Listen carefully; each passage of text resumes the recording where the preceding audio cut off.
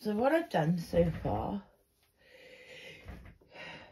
is I've loaded, this is the Knoll 15,000, which is the usual one that you see me sewing on, but this is now in its embroidery mode. So the embroidery arm is swung out, hoop is on. This is a magnetic 8x8. This is a 6.5-inch design. This is the one you saw me digitising on the previous video with the eggs and the birds from Nancy Halverson. But rather than cut all the shapes out, I think what I'm going to do is see if I can do them in situ and embroider it instead of hand machining or the blanket stitch. Now, all I've done then is centered a piece. I've this white background I've starched just nice and stiff. I've drawn outside. Oh, I then sprayed the back of the material and stuck it down in the hoop. This is no-show mesh.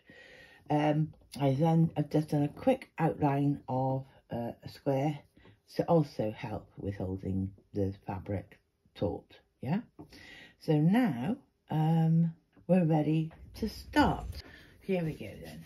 So the pattern that I made on my hatch, I put onto a USB stick, stuck it into the for a JEF file. I can do it in all types of files I want, but with a Janome they like JEF files. So onto a JEF file, loaded it into the side of the machine, picked it up from a folder.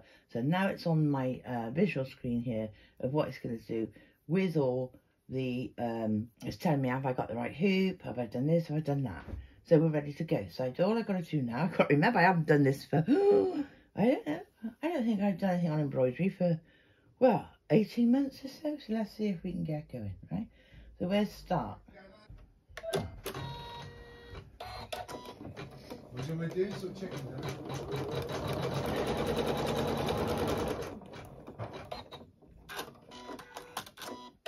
So although I'm using all the same colour, okay,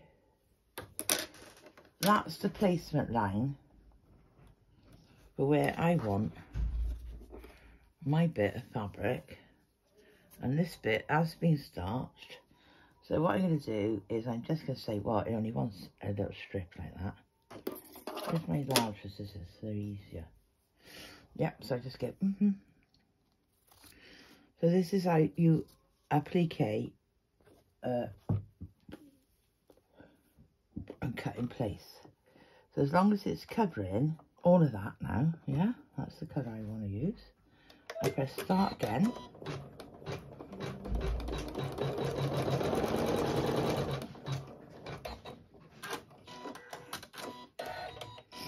Right, now I'm going to move my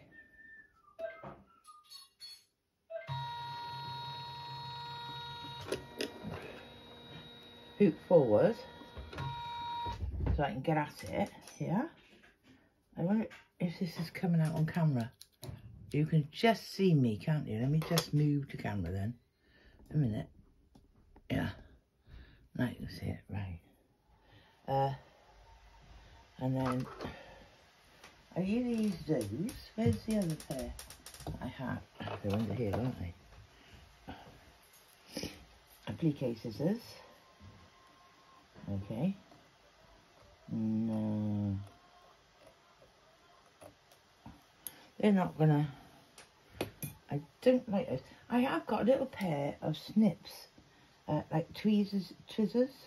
Obviously, I don't want... I could take it off the hoop. I could take the hoop off the frame.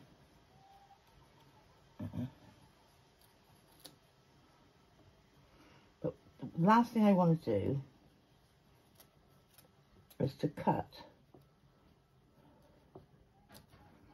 my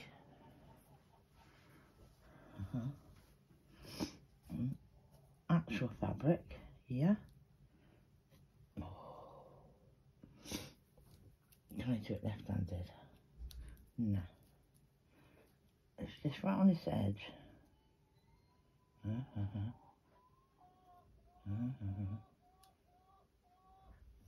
I'll get my chickens out there. Right, these are flat squizzers, but I have got some round edged ones.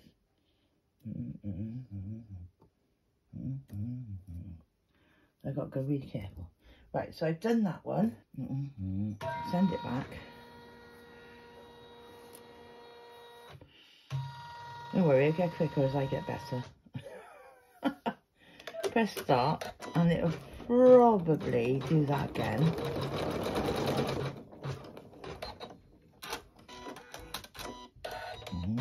And I'm just going to cut that teeny bit and then say start now for the actual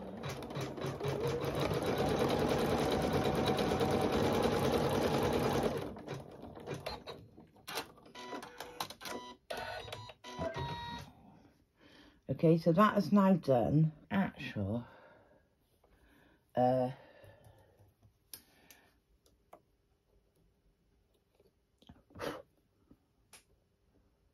I'm not worried about that because that's going to be under something else.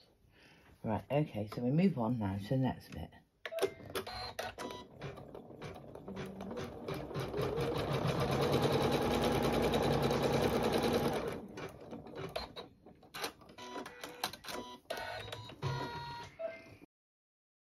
Now, I don't want to make this a huge, long video. I want to show you what I'm doing so you can see it, sort of. But when it comes to bits that, you know, repetitive bits, because it's very repetitive, okay, I'll stop the video when I've got something interesting to say, but I am going to speed it up because we don't want it to be like, you know, yay long and you lose interest and I lose the will to live and all that.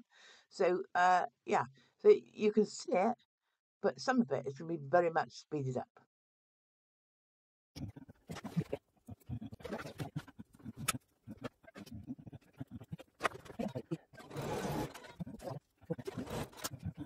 But you imagine the time it takes to cut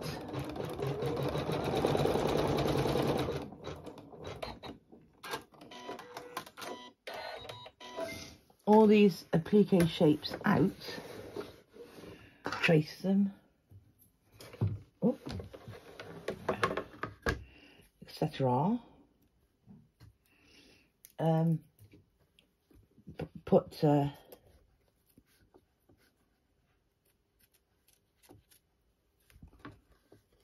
some sort of heat and bond or bond web, whatever your preference is. Right.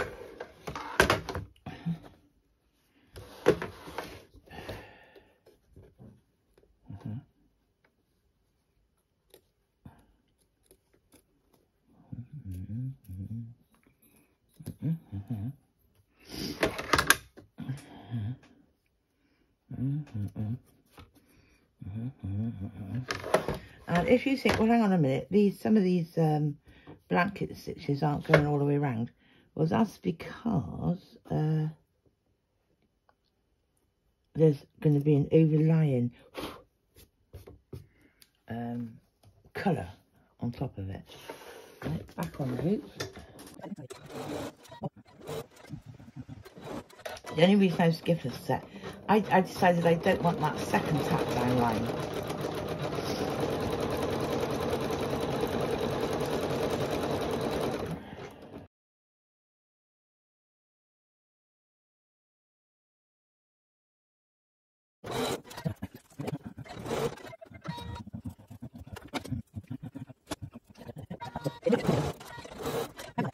Yellow. So I don't want a pink placement line. I want yellow.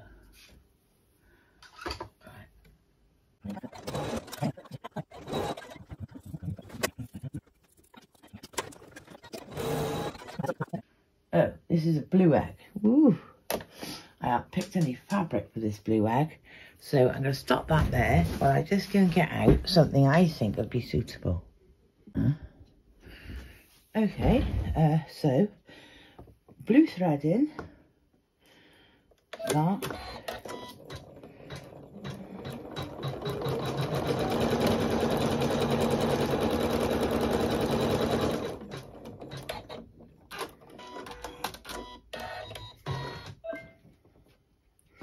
I'm going to use a bit of bumblebee, yeah,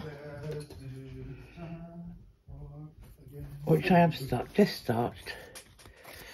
So, you know, when in doubt, I've got lots. I've got a whole pack of bumblebee charm pack, and you know, if ever you can't find just the colour you want, it's brilliant because it's got that texture to it.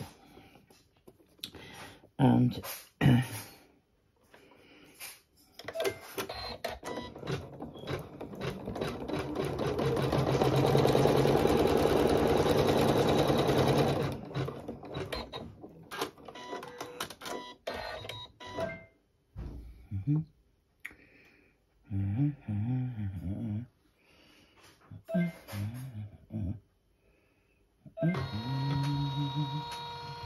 that's the one I wanted. Why couldn't I find that one before? Right. The threads that I'm using are Superior Threads Magnifico.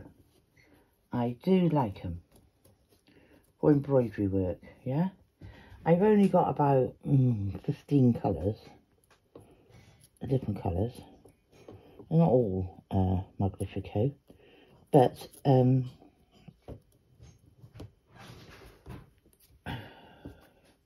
I've also got boxes of Madeira, but they're only the tiny little spools. These are all like, oh, I don't know, 3,000 or something yards, so I've got loads of it, yeah. Didn't do that very well.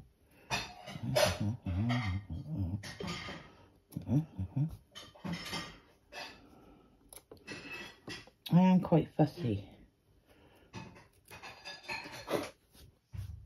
because I like them. The thing you notice of that's a friction pen, and again, because I have spray starch, which gives a barrier to the fabric, friction pen will definitely not stay. Yeah.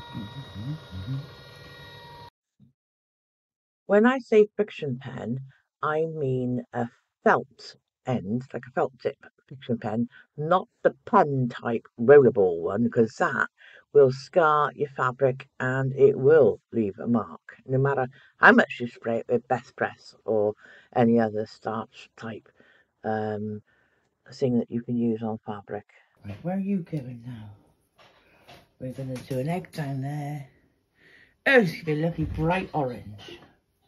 Marvellous. Now, this is it. Have I got an orange? I don't think I have. So this is where... Oh, these aren't Madeira, actually. Who are these? These are... I think I've got one open. Yeah, I do. Right, okay, I can see one over there. I think these are bro threads, to be honest. Yeah, I think they are. This is polyester. And it's, I think it's the bro thread. But there are some colours you don't use that often, so I don't want to use one.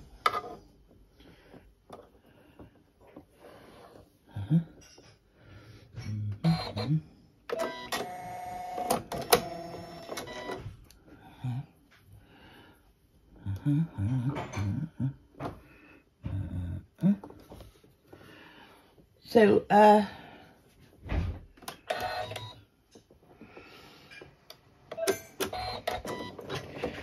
I haven't put any batting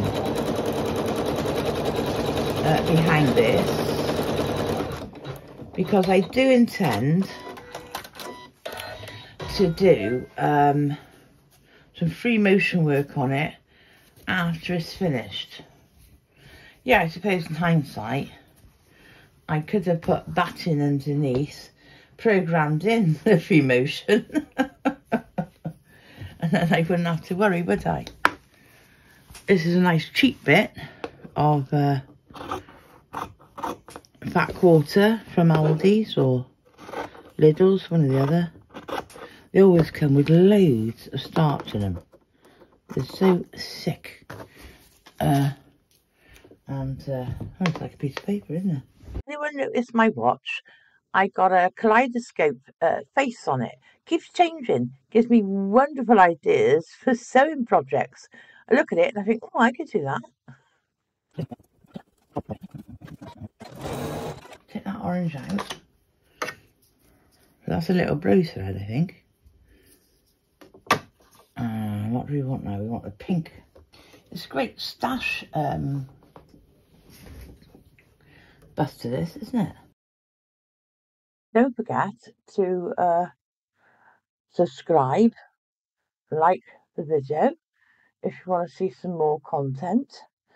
This is just a walkthrough of interest. I could do much more of the training, teaching video, if you like, step to step for beginners. Comment if you'd like that. We're getting towards the embroidery part now.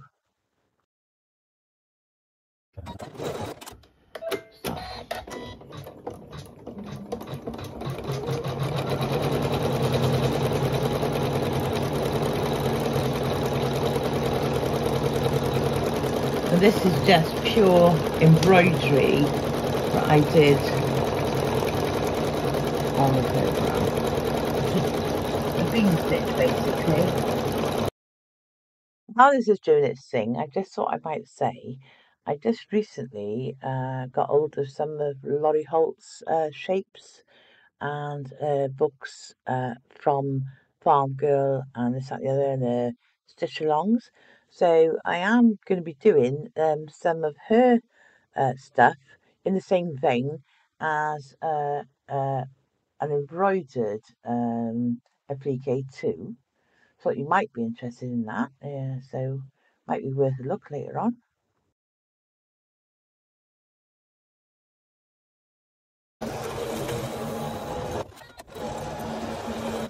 So that's nice. Now we can go back. The next bit is the lighter green again. Well, do you know, it has to be said that considering, obviously I'm using the machine all the time, but I've not used the hoop, the arm, the hoop or anything else. But the registration is perfect. You know, good old you know me. I haven't used it for 18 months and everything is still running as if it was just like the factory. It's brilliant, isn't it?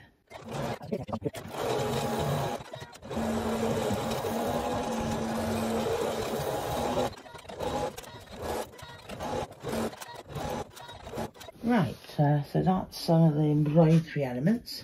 And now we've got the birds to go down. So how long have I had this machine? 7, 8, 9, maybe 10 years, I suppose. I have it serviced, don't get me wrong. But, brilliant machine. If you're enjoying this, playing along with me, please give it a thumbs up, a like, and subscribe to the channel, because as I said, I have got an awful lot more I want to put up there, depending on whether or not you'd like it. So comment and let me know. We're nearly finished. As I was saying, I got lots of sorts of content, if you like, videos of doing, this is cut in situation type applique with embroidery file. I'm also going to be showing you how you can transfer a scanned picture to your cutter if you've got a scan and cut, or as I have, a Cameo. So now this can come out the hoop, take away my tacking stitches to show where the design, you know, is supposed to be, and I I am going to, I'm not going to do any more, I'm not going to do any actual, no, I'm not going to do it, free motion on it, it's too small. Right, so that's it, out of the hoop, and I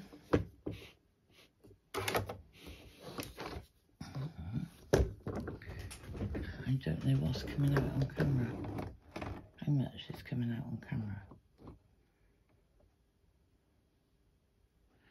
but that's it.